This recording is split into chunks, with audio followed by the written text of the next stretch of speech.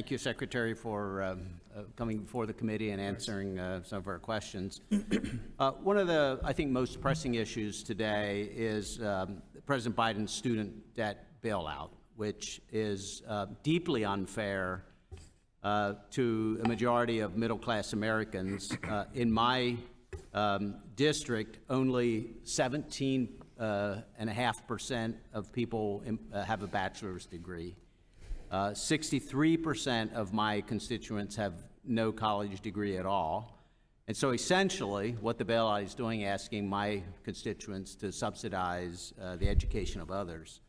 According to the National Taxpayers Union, the cost of debt cancellation and your proposed income-driven repayment plan will cost each American taxpayer $3,527. And so I find it simply unacceptable that you would ask my constituents who do not have a college degree and millions more across the country to shoulder that burden for individuals who knew what they were getting into, who signed their own name to a federal college loan. So just wonder if you care to respond to that.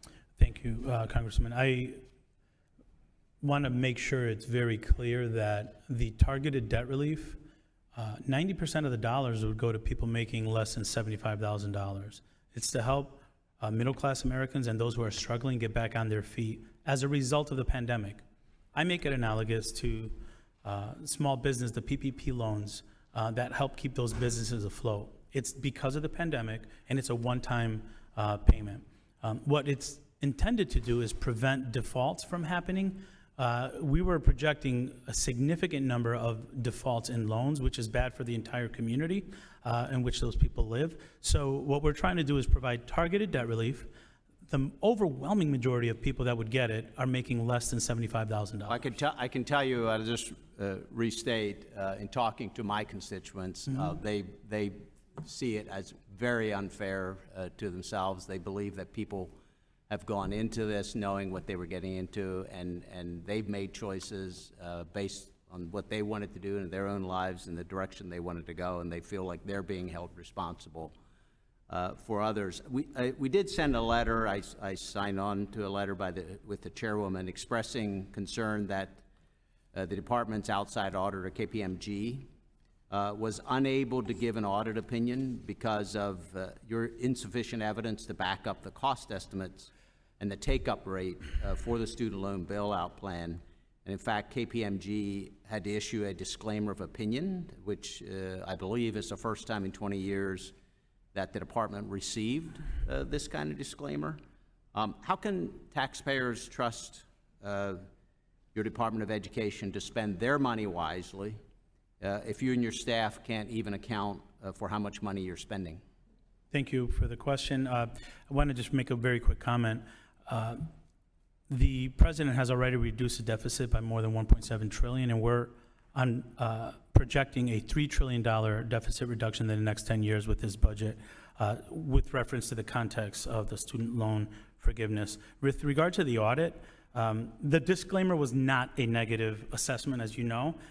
It was done because there was never in the history of our department an attempt to do what we're doing to provide targeted debt relief. So it was more a disclaimer. We do take a fiscal responsibility very seriously at the Department of Education, and we will continue to do that.